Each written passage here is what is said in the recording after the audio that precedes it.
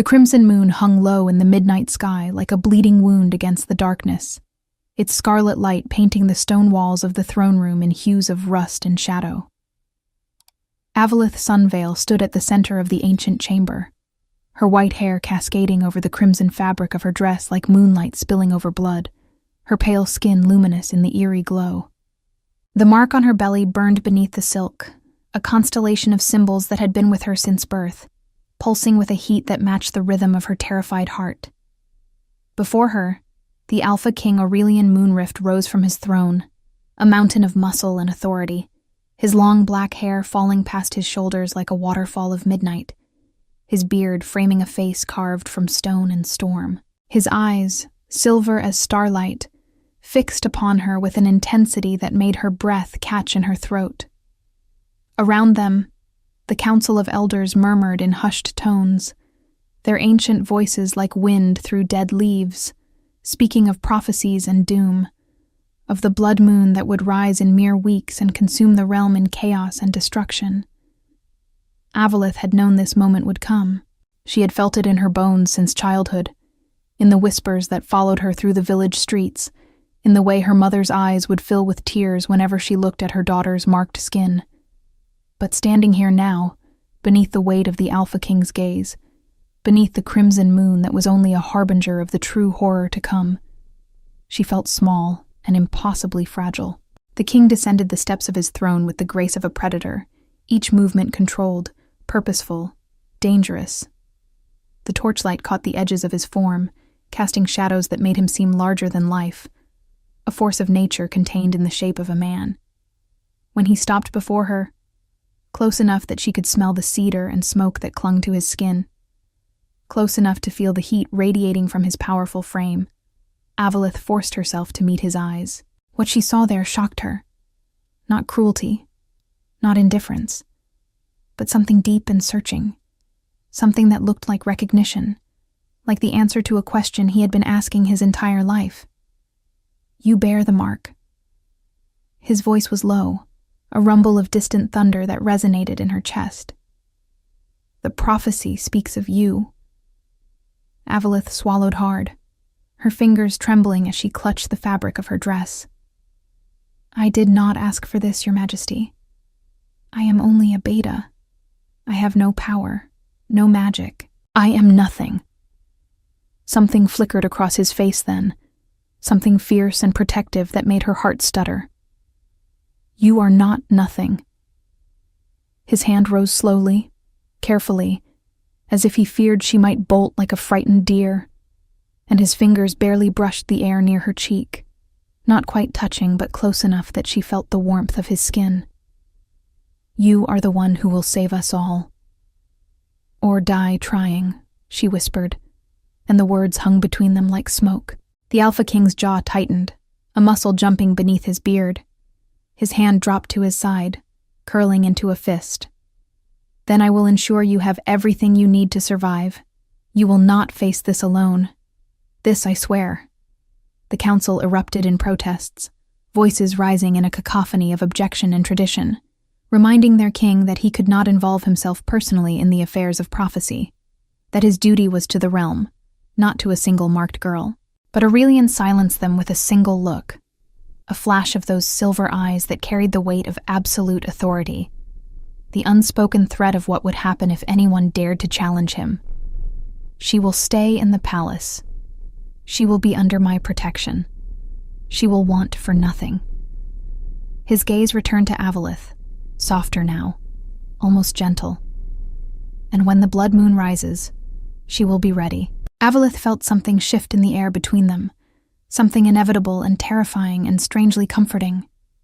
She nodded once, a small movement that sealed her fate more surely than any prophecy ever could. As the king turned to issue orders to his guards, to arrange for her chambers and her training, Avalith touched the mark on her belly and felt it pulse with warmth. The crimson moon outside the window seemed to grow brighter, closer, hungry. And so it began. Before we begin the story, I want to thank everyone who supports the channel and loves our Alpha King romances. In the pinned comment, you'll find a special selection of the best Amazon books that inspire our stories. If you purchase any book through those links, you'll be directly supporting the channel and helping us create more stories. Tell us where you're watching from and how old you are in the comments. I hope you enjoy the story. The palace was a labyrinth of stone and shadow, of corridors that wound like rivers through mountains, of chambers filled with tapestries that told stories of ancient battles and lost loves. Avalith's room was in the eastern tower, high enough that she could see the forest beyond the walls, the dark trees stretching toward a sky that grew redder with each passing night. The furnishings were simple but elegant. A bed draped in silks the color of winter frost. A writing desk positioned near the window. Shelves lined with books whose leather spines cracked with age. She stood at the window that first night, watching the partial moon climb higher, her reflection ghostly in the glass. Behind her, the door opened with a whisper of hinges, and she knew without turning that it was him. She had learned to recognize his presence, the way the air seemed to thicken and charge whenever he was near, the way her skin prickled with awareness. "You should rest." His voice came from the doorway, careful not to intrude too far into her space.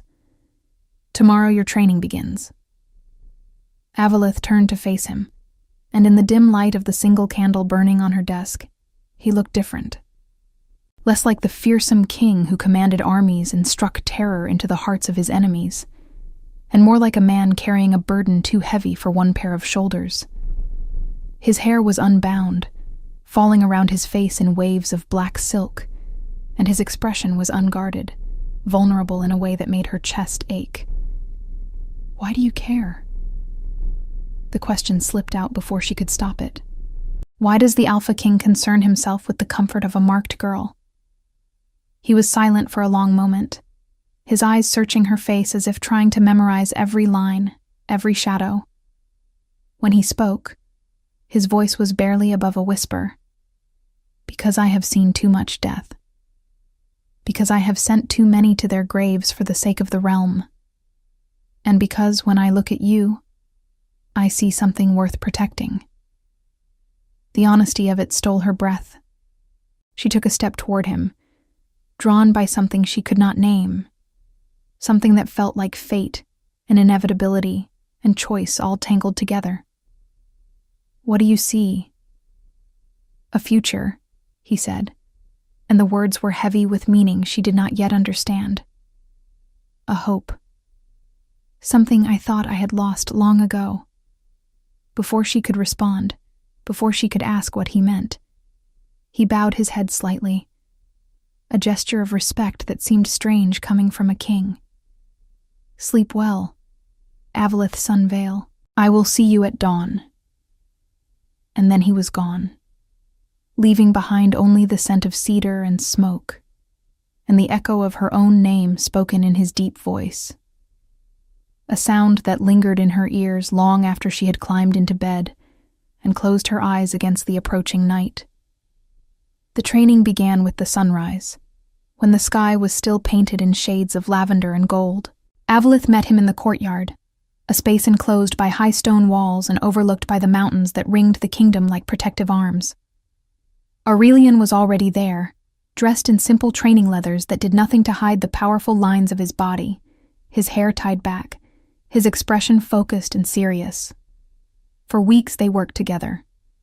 He taught her to center herself, to find the still point within her own mind where fear could not reach.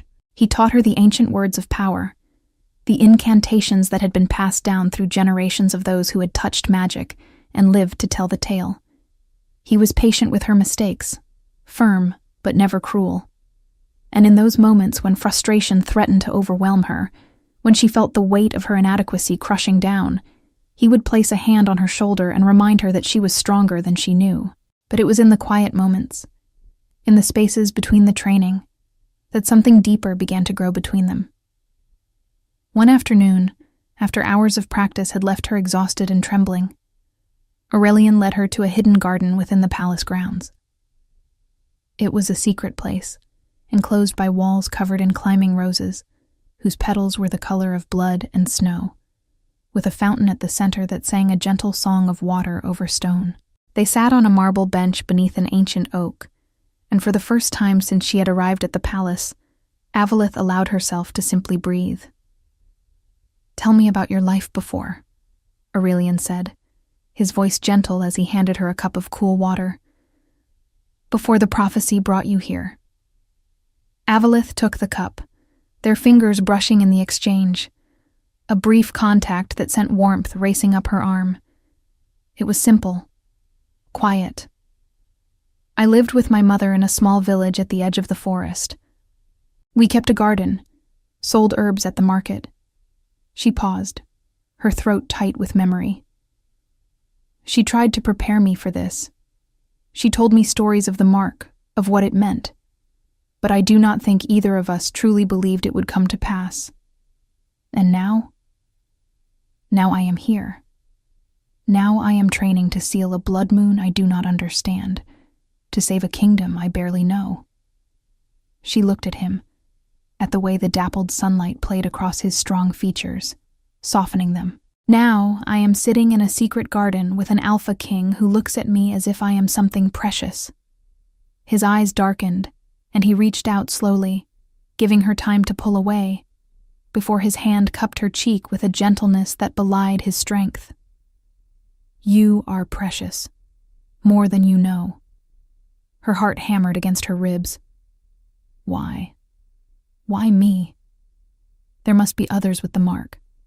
Others who are stronger, braver, more worthy. His thumb traced the line of her cheekbone, his touch feather-light. "There are no others. There is only you. And as for worthy..." He leaned closer, his breath warm against her skin. "You are the bravest person I have ever known. You came here knowing what might be asked of you, knowing the danger, and you did not run. That is courage, Avalith. That is strength." She closed her eyes, overwhelmed by his nearness, by the sincerity in his voice, by the way her body seemed to recognize his on some fundamental level, as if they had been made from the same stardust and scattered across the universe, only to find each other again in this moment, in this garden, beneath this sky that grew redder with each passing day. When his lips brushed her forehead, soft as a butterfly's wing, she released a shaky breath. And when he pulled back, when he stood and offered his hand to help her rise, she took it and felt the connection between them solidify into something unbreakable. The weeks turned into a month, and the blood moon grew closer. The sky had begun to change, the normal cycle of the moon disrupted by something ancient and terrible. At night, Avalith would stand at her window and watch the crimson light grow stronger, feel the mark on her belly burn hotter, pulsing in time with some cosmic heartbeat that made her bones ache and her soul tremble. But in the daylight, there was Aurelian. She learned him like one learns poetry, memorizing every line and nuance until it became part of her very being. She learned that he took his tea with honey, a sweetness he would never admit to in public. She learned that he had a scar on his left shoulder from a battle he had fought 300 years ago, defending a village from raiders who had slaughtered innocents. She learned that he could not sleep before a storm, that he would pace the halls listening to the thunder and remembering wars fought in rain and mud. One morning, she found him in the palace library, surrounded by books that chronicled the history of his reign. He looked exhausted, his eyes shadowed, his hair disheveled as if he had been running his hands through it repeatedly. When she approached, he looked up with such raw vulnerability that it took her breath away. "I have been reading about all the lives I could not save," he said quietly. "All the people who died under my rule, in battles I commanded, in wars I waged. I have carried their deaths with me for centuries, believing it was the price of kingship." His eyes met hers, but now, faced with the possibility of losing you, I realize I have never truly understood loss. Everything before was duty, necessity, the cold calculations of power. This, he gestured between them, this is different. This would break me in ways that all those centuries of war could not. Avalith moved to him, kneeling between his legs, taking his face in her hands. "You are not broken, Aurelian.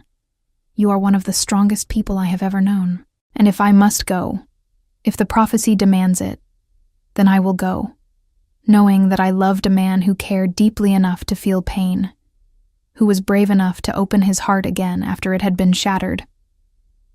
He pulled her up into his lap, holding her tightly. "Tell me about your dreams. What did you want from life before all of this?" She leaned against his chest, listening to the steady beat of his heart. "I wanted simple things. A little house with a garden. Someone to love who loved me in return. Children, perhaps, with laughter in their eyes and dirt on their knees from playing outside. I wanted to grow old slowly, surrounded by memories and small joys." She smiled sadly.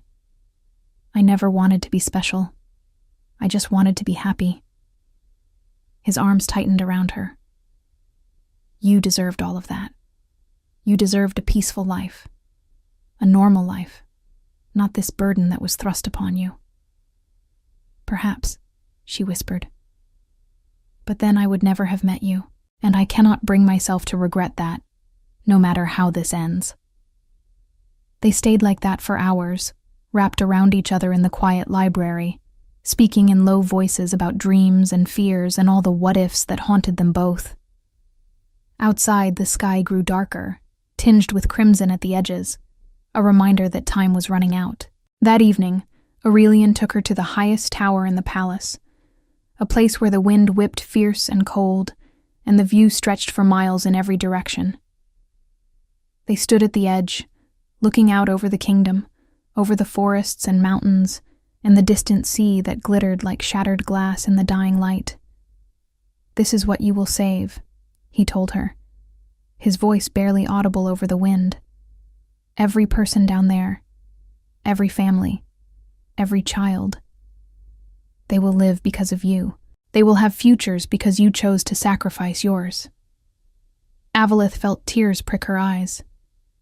"Will they remember me? Or will I just be a name in history books, a footnote about the marked girl who sealed the blood moon?" Aurelian turned her to face him, his hands gentle on her shoulders. "I will make sure they remember. I will commission monuments. I will have your story carved into the very stones of this palace. I will ensure that 1,000 years from now, people will still speak your name with reverence and gratitude." He paused, his voice breaking. "And I will remember. Every day for the rest of my endless life, I will remember the woman who taught me that I could still feel, that I was still capable of love, that I was more than just a king shaped by duty and loss." She reached up, brushing away a tear that had escaped down his cheek. "Promise me something else. Promise me that you will not let grief consume you, that you will find joy again, even if it takes centuries, that you will honor my sacrifice by living fully, not just existing." He shook his head, a bitter smile on his lips. "That is one promise I cannot make. You are asking me to promise the impossible. Then promise me you will try." She pressed her forehead to his. "Promise me that you will not waste the life I am giving you. That is all I ask." His answer was a kiss, deep and desperate, filled with all the promises he could not speak aloud, all the futures they would never have, all the love that would have no outlet once she was gone. When they finally broke apart, the last light was fading from the sky, and the first stars were beginning to appear, fragile and distant against the approaching darkness. But in the daylight, there was Aurelian. He was different with her than he was with his council, with his generals, with the supplicants who came seeking his judgment. With them, he was the Alpha King, fierce and unyielding, his voice a command that could not be questioned, his presence a force that bent the world to his will. She had seen him in the throne room, had watched him sentence traitors to exile with a coldness that made her shiver, had witnessed him face down challengers to his rule with a savagery that reminded her exactly what he was, what power ran through his veins. One afternoon, Avalith had been walking through the palace corridors when she heard shouting from the throne room. Curiosity drew her to the doorway, where she stood hidden in the shadows, watching as Aurelian dealt with a lord who had been accused of abusing his people, of taking more than his share of taxes and leaving families to starve. The lord was on his knees, pleading, making excuses, blaming the harsh winter and poor harvests. But Aurelian's face was carved from ice, his silver eyes blazing with contempt and rage. When he spoke, his voice was low and dangerous, each word falling like a hammer blow. You took food from children. You stole from widows. You grew fat while your people grew thin. The Alpha King rose from his throne, and the temperature in the room seemed to drop. You disgrace your title, your lands, and your ancestors. I strip you of your lordship. I take your wealth and redistribute it to those you have wronged.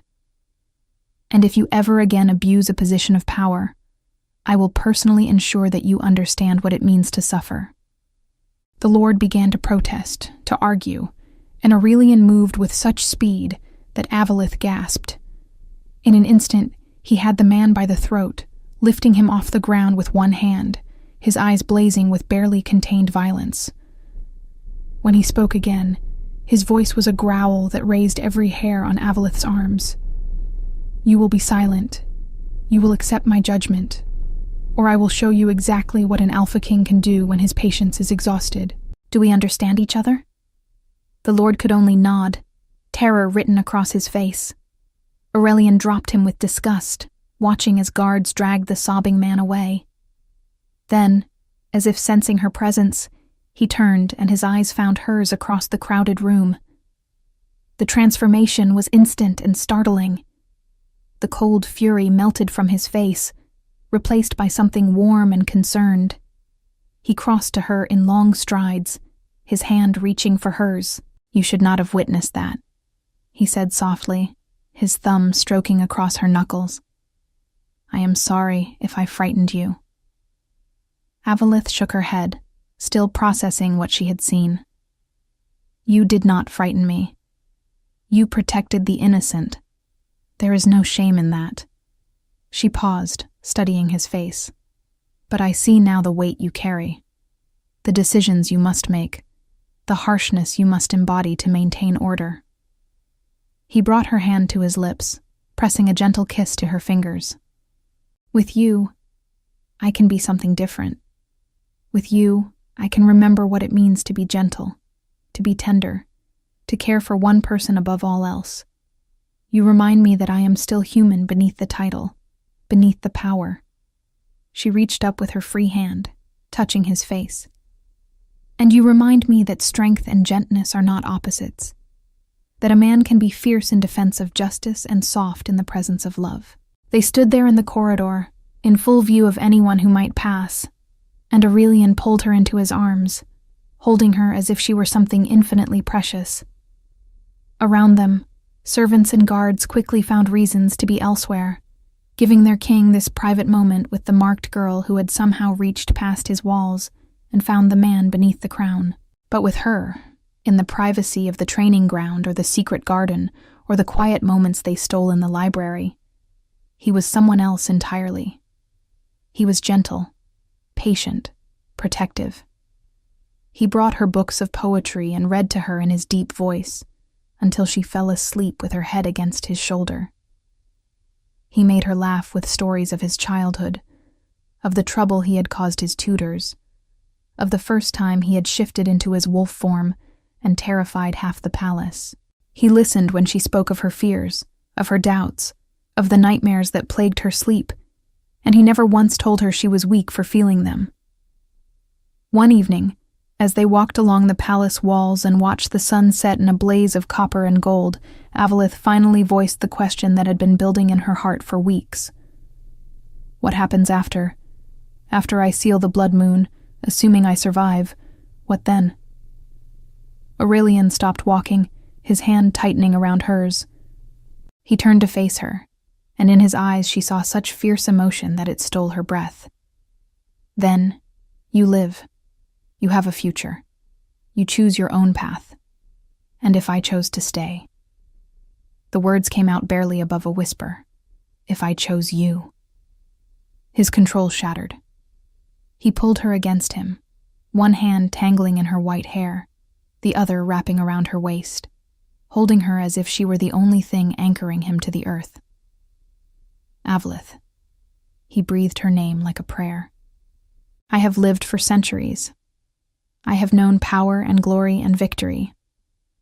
But I have never known what it means to need someone the way I need you. If you chose me, if you stayed, I would spend every day of my immortal life proving that I am worthy of that choice.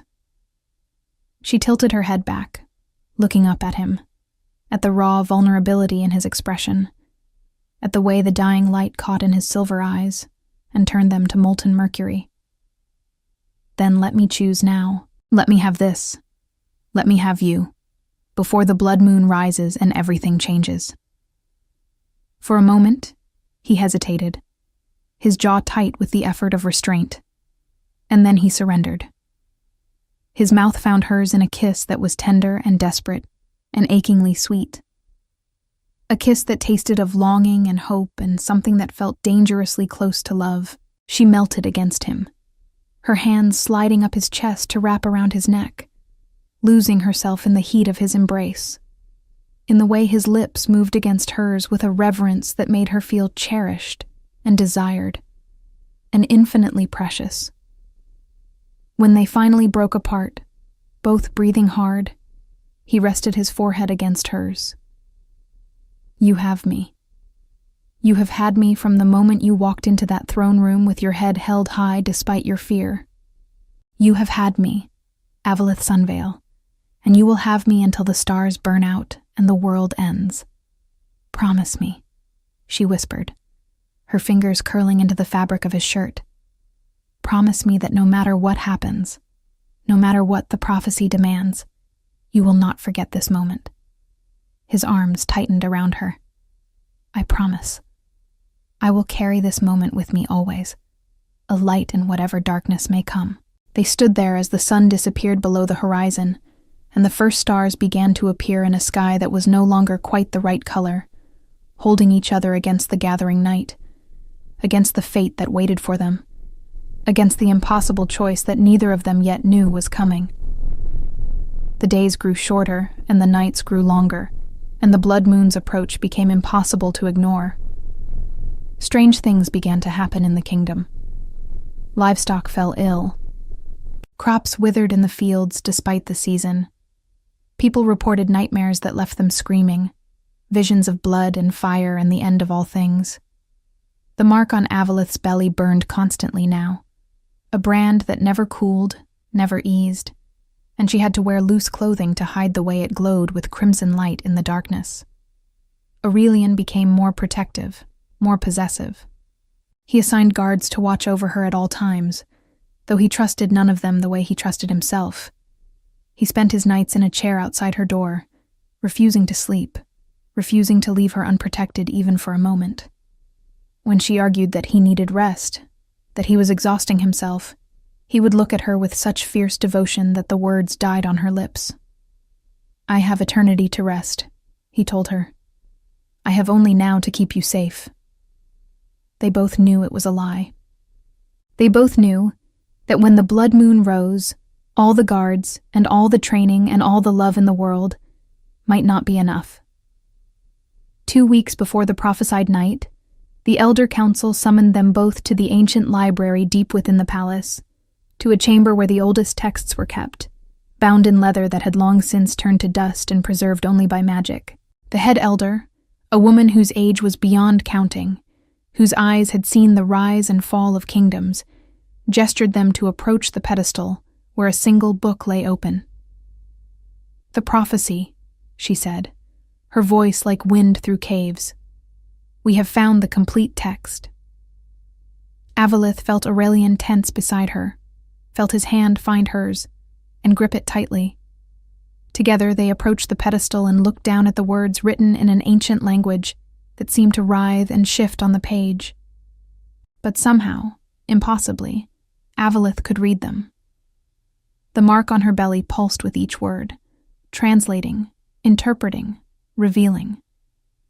When the blood moon rises in the 700th year, when the sky bleeds and the earth trembles, The one who bears the mark shall come forth. She shall stand beneath the crimson moon and speak the words of sealing, binding the darkness with her essence, her life force, her very soul. Only through the ultimate sacrifice can the blood moon be banished. Only through death can life be preserved. The marked one shall seal the moon with her last breath, and in dying, she shall save all who remain. The words echoed in the silence like a death knell. Avalith felt the world tilt, felt the floor seem to drop away beneath her feet. But Aurelian's hand was there, solid and warm, anchoring her to reality, even as it crumbled around her. No, his voice was low, dangerous. The voice of the Alpha King who had conquered nations and brought the strongest warriors to their knees. No, there must be another way. The elder shook her head, sadness etched into every line of her ancient face. The prophecy is clear, Your Majesty. The sacrifice must be made. Without it, the blood moon will consume the realm, will spread its corruption until nothing remains but chaos and death. Then let the realm burn. The words came out like a growl, and Avalith felt the air around them begin to shimmer with power, with the barely contained fury of an Alpha King pushed beyond his limits. I will not allow it. I will not sacrifice her. The elders gasped, horrified. The council members present began to shout, their voices rising in a chorus of outrage and disbelief. The head of the council, a stern man who had served 3 kings before Aurelian, stepped forward with fury written across his face. Your Majesty, you cannot mean this. The fate of millions hangs in the balance. One life against countless others. It is a simple equation. Aurelian moved so fast that the man stumbled backward in shock. The Alpha King stood over him, radiating menace, his voice dropping to a lethal whisper. There is nothing simple about it. You speak of equations as if lives are numbers to be tallied, as if her existence means less, because she is one, and they are many. Well, I reject your mathematics. I reject your cold calculations. She is worth more than all of them combined. Your Majesty, another elder interjected, trying for a soothing tone. We understand that you have developed feelings for the girl, but surely you can see that personal attachment cannot outweigh the needs of the kingdom. Personal attachment? Aurelian's laugh was bitter and hollow. You think this is mere attachment? You think I would throw away centuries of duty, would risk the realm itself for simple affection? He turned, his eyes finding Avalith's, and she saw in them a love so profound, so absolute, that it made her chest constrict. This is not attachment. This is everything. She is everything. But Avalith heard none of it. She was looking at Aurelian, at the desperation in his silver eyes, at the way his entire body was rigid with the effort of maintaining control when everything in him wanted to tear the world apart rather than lose her. The argument continued to rage around them, voices rising and falling, accusations and pleas mingling in a cacophony of noise. But Avalith felt strangely distant from it all, as if she were watching from very far away. Her hand drifted to her belly, to the mark that pulsed beneath her dress, hot and insistent and hungry. She thought of her mother, who had kissed her forehead the morning she left for the palace and whispered, "Be brave, my darling. Be stronger than you think you can be." She thought of the village children she had played with as a girl, now grown with families of their own. She thought of all the lives that would end if the blood moon rose unchecked, all the futures that would be snuffed out like candle flames in a storm. And she thought of Aurelian, of the man he had been before her, cold and distant and alone. The man who had loved and lost and locked his heart away for centuries. The man who had opened himself to love again, who had made himself vulnerable, who had chosen her despite knowing how it would end. She could not let him sacrifice everything for her. She could not let him become what he had been before, but worse, twisted by guilt and regret and the knowledge that he had failed his people to save one person. She reached up, placing her palm against his cheek, feeling the muscle jump beneath her touch. "Aurelian," she said softly, and the sound of her voice cut through the chaos like a blade through silk. "Look at me." His eyes locked onto hers, and she saw everything there. All the love and fear and rage and helplessness that he had been holding back. All the things he had not yet spoken aloud, but that she had known, had felt in every touch, every kiss, every moment they had shared. "We knew this was coming," she whispered. "We knew from the beginning that this mark meant something terrible. We just did not want to admit it. I will find another way." His voice cracked, and she had never heard him sound so broken. "I will search every text, consult every sage, tear apart the very fabric of magic if I must, but I will not let you die." She smiled then, sad and sweet, and pulled his face down to hers, pressing a gentle kiss to his lips. "And that is why I love you, because you would burn the world to save me. But my love, sometimes the bravest thing we can do is let go." He made a sound like a wounded animal and crushed her against him, burying his face in her hair, his body shaking with the force of his grief.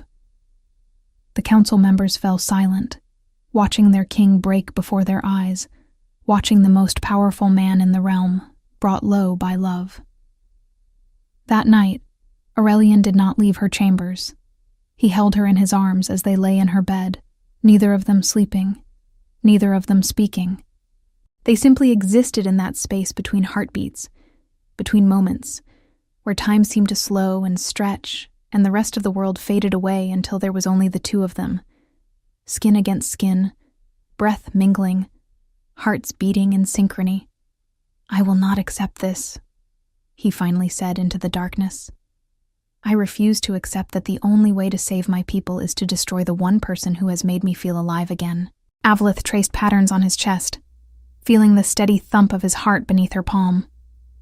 "Tell me about her. About the one who hurt you so badly that you closed yourself off for centuries." His body went still. "How did you know?" "I see it in your eyes sometimes. A shadow. An old wound that never quite healed." She pressed a kiss to his shoulder. "You do not have to tell me if you do not want to. But I want to know all of you, even the broken parts. Especially the broken parts." He was silent for so long that she thought he might not answer. And then, slowly, he began to speak. "Her name was Lyanna. She was my mate, chosen by fate and moon and magic. We were young, so young, and I believed that our bond was unbreakable." He paused, his arm tightening around Avalith. "But when war came to our borders, when I had to choose between her safety and the safety of my people, she could not forgive me. She said I loved power more than I loved her. She said I was a king before I was a man. And then she walked into the battlefield alone, trying to prove something, trying to force me to choose." His voice dropped to barely a whisper. "She died hating me, and I have carried that weight ever since." Avalith felt tears slide down her cheeks. "I am sorry. I am so sorry that happened to you. I thought I would never feel that kind of connection again. I thought I had used up my chance at love, that I was destined to rule alone, cold and distant, until time itself ended." He tilted her chin up, forcing her to meet his eyes in the darkness. "And then you walked into my throne room with your white hair and your red dress and your terrified courage, and I felt something wake up inside me that I thought had died with Lyanna. Something stronger, something that felt like redemption." She kissed him then, pouring everything she felt into it. All the love and sorrow and desperate hope that maybe, somehow, they could find a way through this darkness. When they broke apart, he held her face between his hands. "I lost Lyanna because I chose duty over love. I will not make that mistake again. Even if it costs me my crown, my kingdom, my very life, I will not lose you." But even as he spoke the words, even as she clung to him and pretended to believe them, Avalith felt the mark on her belly burn brighter, felt the truth of the prophecy settling into her bones like ice. Some choices were not really choices at all. Some sacrifices were inevitable. The next 2 weeks passed in a blur of desperate research and increasingly wild theories. Aurelian threw himself into finding a solution, consulting with mages and scholars, sending riders to every corner of the realm to find anyone who might know of another way to seal the blood moon. He barely ate, barely slept, his eyes shadowed with exhaustion and determination. Avalith stayed by his side through it all, even as she felt herself growing weaker, felt the mark drawing on her life force in preparation for what was to come. She did not tell him. She could not bear to add to his burden. Instead, she memorized him, the way his brow furrowed when he was deep in thought, the way his hair fell forward when he leaned over ancient texts, the way his hand would reach for hers without conscious thought, as if touching her was as natural as breathing, the way he looked at her when he thought she was not paying attention, with such raw love and fear and devotion that it made her chest ache. She stored up these memories like a dragon hoarding treasure, knowing she would need them when the time came. 3 days before the blood moon, Aurelian finally admitted defeat. She found him in the throne room at midnight, sitting on the steps of his throne with his head in his hands, the very picture of broken royalty. Around him, scattered papers and books lay in chaos, all the research that had led nowhere, all the theories that had crumbled under examination. She approached him slowly, her footsteps echoing in the vast empty space. He looked up at the sound, and when he saw her, something in his expression crumbled completely. "I have failed you," he said, his voice hoarse.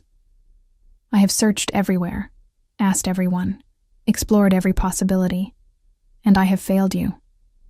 Avalith knelt before him, taking his hands in hers. "You have not failed me. You have loved me. You have given me weeks of happiness I never thought I would have. You have made me feel precious and protected and cherished. That is not failure." He pulled her into his lap, wrapping his arms around her so tightly she could barely breathe. "I cannot let you go. I cannot stand before that moon and watch you die. It will destroy me." She rested her head against his shoulder, breathing in his scent, committing it to memory. "Then do not watch. Turn away. Remember me as I am now, here in your arms, alive and whole, and loving you with everything I am." His laugh was bitter and broken. "You think I could turn away? You think I could abandon you in your final moments?" He pulled back, cupping her face in his hands. "If you must do this, if there is truly no other way, then I will be there. I will hold you until the last possible moment. I will make sure the last thing you see is my face. The last thing you hear is my voice, telling you that you are loved, that you are everything, that you have saved more than just a kingdom. You have saved me." They stayed there until dawn, tangled together on the throne room steps, speaking in whispers and silence, saying goodbye in 1,000 small ways, while pretending they were not saying goodbye at all. The day of the blood moon arrived with a sky the color of old wounds. The sun rose sickly and weak, barely penetrating the crimson haze that had settled over the realm. By midday, it looked like twilight. By evening, it was clear that something fundamental had broken in the natural order of things. Avalith stood in her chambers, dressed in ceremonial robes the color of snow, her white hair unbound and falling to her waist. The mark on her belly glowed so brightly now that it was visible even through the thick fabric, pulsing like a second heart. She felt strange, disconnected from her body, as if she were already halfway between worlds. When Aurelian entered, he stopped in the doorway, his eyes drinking her in. He was dressed in his ceremonial armor, black as midnight and etched with silver that caught the eerie light. His hair was bound back, his face set in lines of grim determination. But his eyes, his beautiful silver eyes, were full of unspeakable sorrow. "You look like a bride," he said softly, "like something out of a dream." "Or a sacrifice," she replied, trying for humor and failing. He crossed to her in 3 long strides and pulled her into his arms. For a long moment they simply held each other, absorbing each other's warmth, each other's strength. When he finally pulled back, he reached into his armor and withdrew a small object. It was a ring, simple and elegant, made of silver that seemed to glow with its own internal light. "I had this made for you," he said, his voice rough with emotion. "I had planned to give it to you after, when you had sealed the blood moon and survived, and we had our future stretching out before us." He took her hand, sliding the ring onto her finger. "But I find I cannot wait. I cannot let you go into this without you knowing that you are mine and I am yours, that whatever happens, that bond is real and unbreakable." Avalith looked down at the ring, at the way it fit perfectly, at the way it seemed to catch and hold the light. When she looked back up at him, tears were streaming down her face. "In another life, I would have been your queen. In this life, you are my heart. And that is worth more than any crown." The council came for them as the last light faded from the sky. They were escorted through the palace and out into the courtyard where the sealing would take place.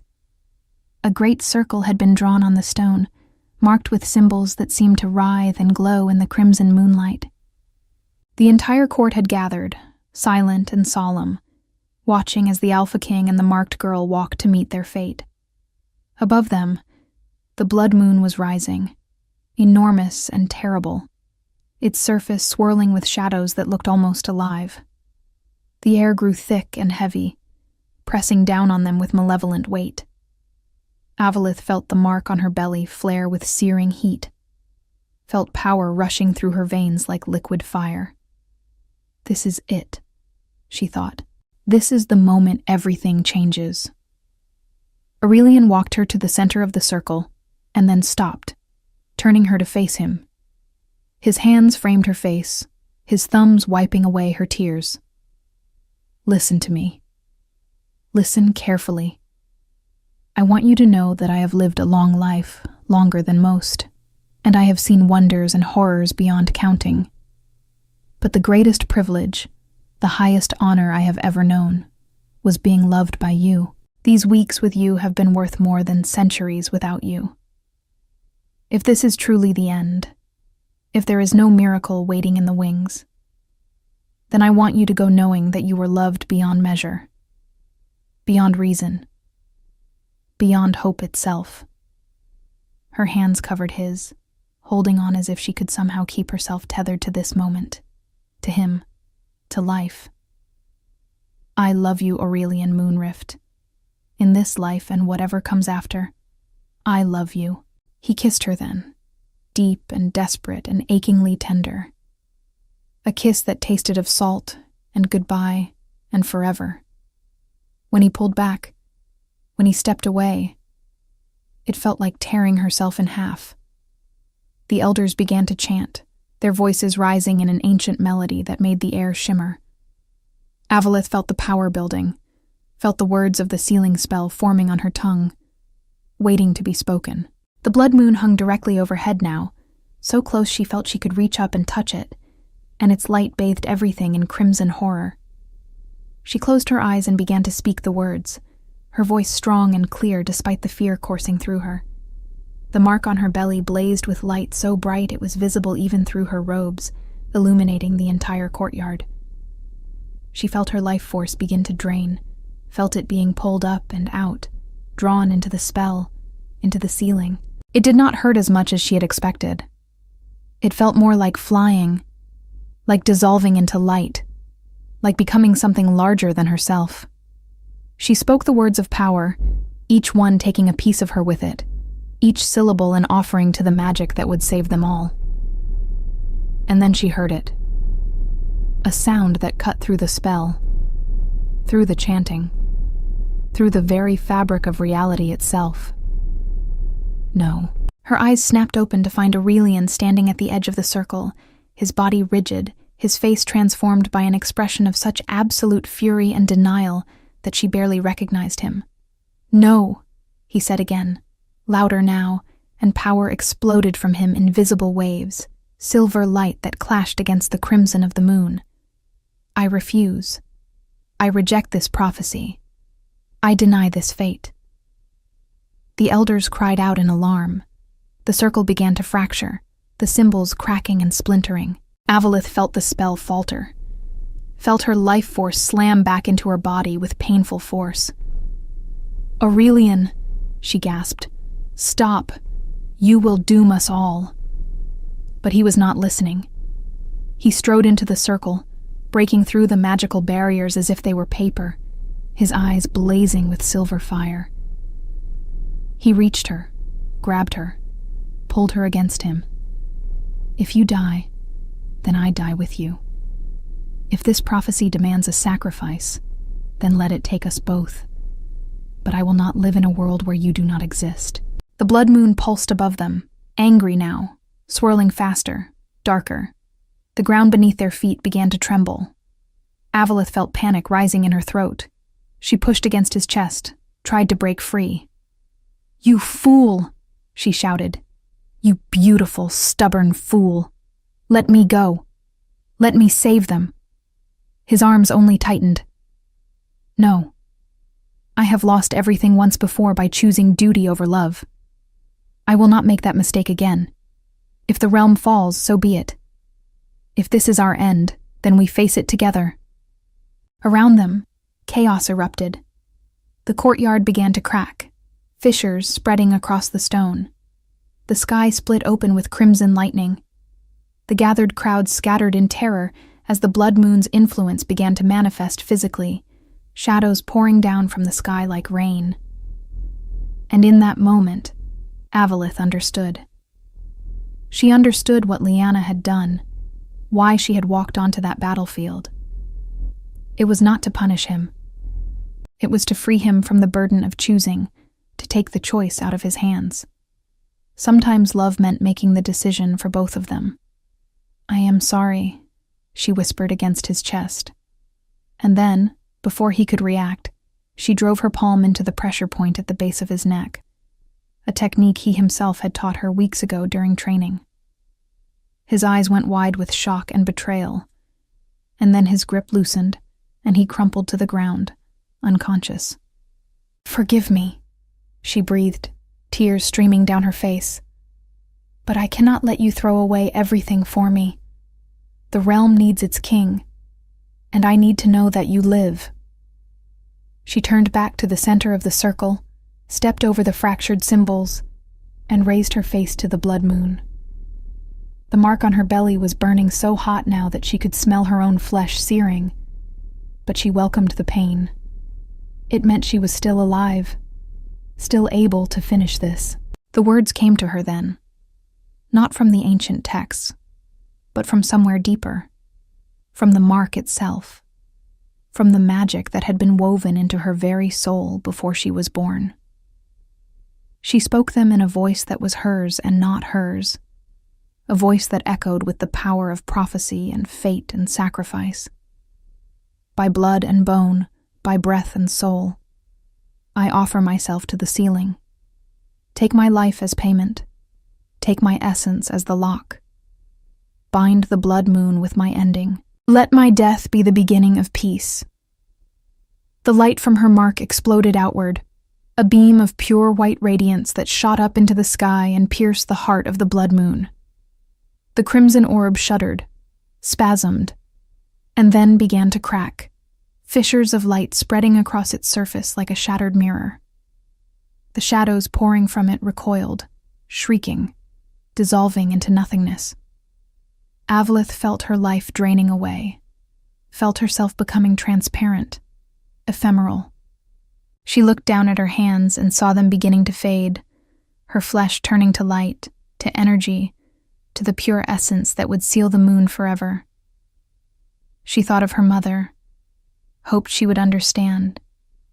She thought of the simple life she had lived, the herbs in the garden, the quiet mornings, the small joys that now seemed so precious, and she thought of Aurelian, still unconscious at the edge of the circle, and wished she could have seen his face one more time, could have heard him say her name in that deep voice that always sounded like coming home. "I love you," she whispered to the wind, to the night, to the breaking moon. "I love you, and I am glad I knew you. I am glad I was yours, even if it was only for a little while." The blood moon shattered completely, exploding in a shower of crimson light that rained down like falling stars. And as the last piece of it dissolved into the night sky, as the regular moon emerged pale and clean and beautiful behind where it had hung, Avalith Sunveil closed her eyes and let herself come undone. Let herself scatter into a million points of light that drifted up into the darkness like snow falling in reverse. The last thing she felt was not pain, but peace, and the lingering warmth of a ring on her finger, a promise that would outlast even death itself. Aurelian Moonrift woke to silence. He surged to his feet, his head pounding, his vision blurred. For a moment he did not remember, did not understand why he was lying on the ground in the courtyard, why the crowd was gathered at a distance, why the air felt wrong, empty, hollow. And then memory crashed into him like a physical blow. The circle. The spell. Avalith breaking through his defenses and rendering him unconscious. Avalith choosing to save him by taking the choice away from him entirely. No. The word came out strangled, desperate. He spun around, searching for her white hair, her red dress, her pale face. But the circle was empty. The symbols were dark and cold. The only trace of her was a faint shimmer in the air, like the echo of light after a star has burned out. He staggered to the center of the circle, dropped to his knees, pressed his hands against the stone where she had stood. It was still warm, still held her essence, her energy, her life. But she was gone, scattered to the winds, unmade. Above him, the regular moon shone silver and beautiful. The blood moon sealed away forever, the realm saved from destruction. Around him, his people began to emerge from their hiding places, began to whisper and point and weep with relief that the curse had been broken, that they would live. And Aurelian Moonrift, Alpha King, conqueror of nations, the most powerful being in the realm, threw back his head and howled his grief to the uncaring sky, a sound of such raw anguish that it silenced every voice, stopped every heart, resonated in the very stones of the palace. He had sworn to protect her. He had promised she would not face this alone. And in the end, she had protected him instead, had saved him from having to watch, had taken the burden of the sacrifice onto her own shoulders so that he would not have to carry the weight of her death. He hated her for it. He loved her for it. He wanted to rage at the sky and beg for her return and thank whatever gods might be listening that she had been merciful enough to spare him the sight of her final moments. The elders approached slowly, carefully, as if approaching a wounded animal. "Your Majesty," the eldest said softly, "she has saved us all. The blood moon is sealed. The prophecy is fulfilled." Aurelian looked up at them with eyes that held nothing but emptiness. "Yes, we are saved." His voice was flat, dead. "The kingdom stands. The people live. And Avalith Sunveil is gone. Tell me, wise ones, does that feel like victory to you?" They had no answer. What answer could there be? He stood slowly, every movement heavy, and looked around at his people, at his palace, at the realm that had cost him everything he cared about. Then he turned and walked away, his footsteps echoing in the silence, leaving behind only the faint scent of cedar and smoke, and the ghost of a love that should have lasted forever. In the days that followed, Aurelian went through the motions of kingship. He held court. He issued decrees. He met with advisors and generals and foreign dignitaries. But there was something missing from him now, something fundamental that had died with Avalith. His laugh no longer rang through the halls. His smile never reached his eyes. He moved through the palace like a ghost, present in body but absent in spirit. The servants whispered about him in corners, worried by the change. The guards watched him with concern, noting how he would sometimes stop mid-sentence and stare at nothing, as if listening for a voice that would never answer again.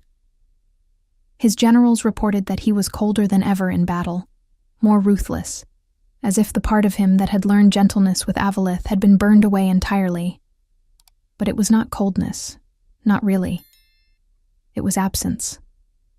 The space where warmth had been, now filled with nothing but echoing emptiness. He could not bring himself to change anything in her room. Her belongings remained exactly as she had left them. The book she had been reading lay open on the desk, a silk ribbon marking her place.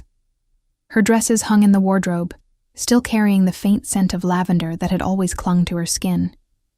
Sometimes he would go there and simply stand in the doorway, unable to cross the threshold, staring at the ghost of her presence. At night, he would stand in the eastern tower, in the room that had been hers, and stare out at the moon. The regular moon, pale and beautiful, and utterly ordinary. He hated it. He hated its beauty, hated that it shone unchanged while Avalith had been unmade to save it. He hated that the sky was clear and calm, that the stars twinkled peacefully, that the world continued to turn as if nothing of importance had been lost. One night, barely a month after the sealing, he found himself in the secret garden. It was past midnight, and the moon was full, casting silver light across the roses and the fountain. He sat on the marble bench where they had shared so many conversations, where he had held her and listened to her dreams, where she had touched his face and told him he was not broken. The garden felt hollow without her. The roses bloomed, but their beauty seemed muted, pointless. The fountain sang, but its music was discordant, wrong. He pressed his hands to his face, and for the first time since she died, he allowed himself to truly break. The sobs came from somewhere deep in his chest, a place that had not been touched in centuries. He wept for her, for the future they had been denied, for the love that had burned so bright and been extinguished so quickly. He wept for himself, for the cruel joke of finding happiness only to have it torn away. He wept until there were no tears left, until his throat was raw and his eyes burned, until he was empty of everything but pain. "Why did you leave me?" he asked the empty garden, his voice hoarse. "Why did you not let me stand with you? Why did you take that choice away?" But there was no answer. There would never be an answer. She was gone, scattered to the winds, unmade. And he was here, alive and whole, and utterly destroyed. He wore the ring he had meant to give her on a chain around his neck, hidden beneath his armor, pressed against his heart. Sometimes he would take it out and turn it over in his hands, remembering the way her face had looked when he slid it onto her finger, the way she had smiled through her tears and spoken of other lives and other chances. At night, he would stand in the eastern tower, in the room that had been hers, and stare out at the moon. The regular moon, pale and beautiful, and utterly ordinary. He hated it. He hated its beauty. Hated that it shone unchanged while Avalith had been unmade to save it. He wore the ring he had meant to give her on a chain around his neck, hidden beneath his armor, pressed against his heart. Sometimes he would take it out and turn it over in his hands, remembering the way her face had looked when he slid it onto her finger, the way she had smiled through her tears and spoken of other lives and other chances. His counsel urged him to move on, to consider taking a mate for the good of the kingdom, to secure the succession. He banished anyone who suggested such a thing. There would be no other mate. There would be no other love. Avalith had been his once-in-a-lifetime, his redemption, his salvation, and she was gone. Months passed, then a year, then 5. The realm prospered under his rule, free now from the threat of the blood moon, entering an age of peace and plenty. But their king grew colder, more distant, until the fierce protector he had been with Avalith became a memory, a story the old guards told the young ones in hushed tones. He did his duty. He served his people. But he never forgave himself for failing to find another way, for letting her walk into that circle, for being unconscious when she needed him most.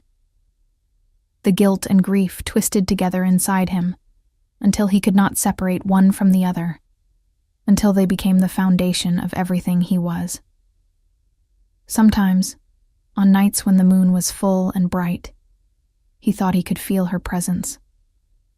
A whisper of warmth in the cold air, a flash of white at the corner of his vision, the phantom sensation of a hand in his, fingers intertwined. He told himself it was wishful thinking, grief playing tricks on his mind. But he held on to those moments anyway, those brief illusions of connection, because they were all he had left. 10 years after the blood moon was sealed, Aurelian stood in the secret garden where he had first told Avalith she was precious, where they had shared their first kiss, where he had promised to prove himself worthy of her choice. The roses still bloomed in red and white, and the fountain still sang its gentle song, but the magic was gone from the place. It was just a garden now, beautiful but empty. He had not returned here in all the years since her death. He had avoided it, unable to bear the memories it held. But today, on the anniversary of the sealing, he had forced himself to come, driven by some need he could not name. He sat on the marble bench beneath the ancient oak and let himself remember. Her laugh, her courage, the way she had looked at him with such trust and love even when she was terrified, the feeling of her in his arms, alive and warm, and his. "I kept my promise," he said aloud to the empty air. "I have not forgotten, not for a single moment. I carry you with me always, Avalith. You are the light in my darkness even though you are gone." The wind picked up, rustling through the leaves of the oak tree, and for just a moment, just a breath, he could have sworn he heard her voice on the breeze, soft and loving and achingly familiar. "I know. I love you too." He closed his eyes and let the tears come, the first he had allowed himself since the night of the sealing. They fell silently, sliding down his cheeks and into his beard, each one a prayer, a memorial, a testament to a love that had been too bright and too brief and too precious to ever truly end. When he finally opened his eyes again, the sun was setting, painting the sky in shades of gold and lavender. No crimson, no blood red, just the normal, beautiful colors of a peaceful evening in a saved kingdom. He stood, placed his hand over the ring that hung beneath his armor, and spoke one final time to the gathering dusk. "I will live. I will rule. I will serve my people as I swore to do. But I will never love again. That part of me died with you. And when my time finally comes, when I am released from this immortal coil, I will find you. Wherever you are, whatever comes after, I will find you. And then, my love, then we will have that future you sacrificed yourself to give everyone else." He left the garden as darkness fell, the sound of the fountain fading behind him, and returned to his palace, to his throne, to the long, lonely years that stretched ahead. The kingdom would prosper, his people would thrive, and Aurelian Moonrift would endure, a testament to love and loss and the terrible price of prophecy. But he would never smile again. He would never know warmth again. He would be the cold, distant king that duty demanded and grief had made him, until the end of all his days.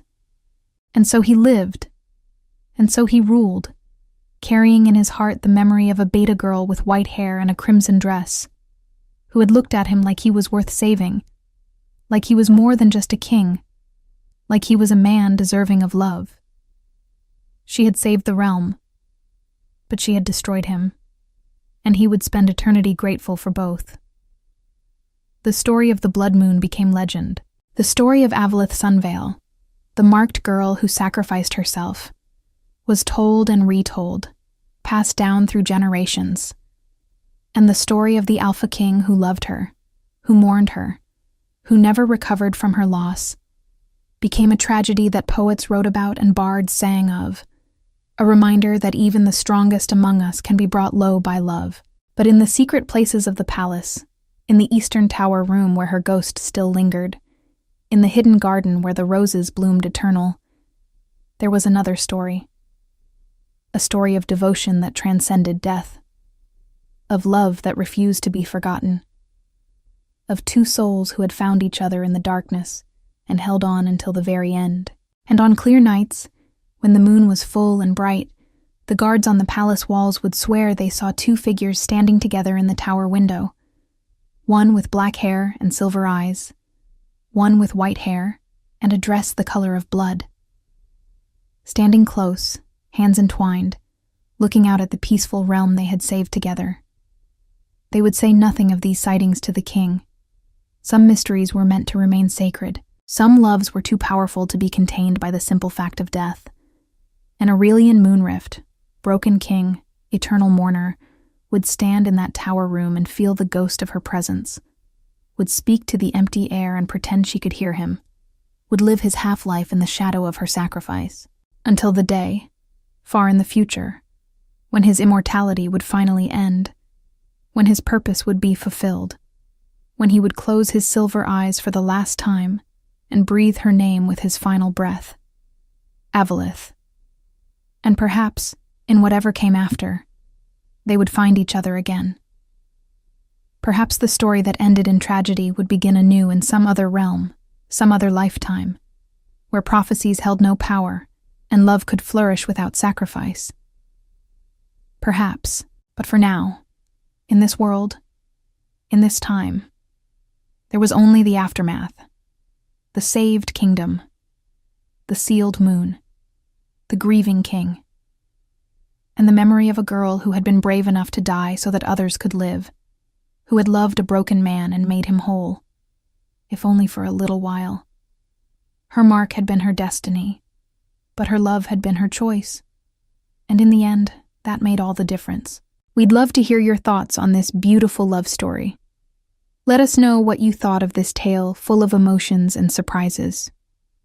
Tell us your name, where you're watching from, and rate this story from 0 to 10 if it touched your heart. And if you enjoyed the plot, don't forget to leave a like and subscribe to the channel so you don't miss the amazing new stories coming soon. See you next time.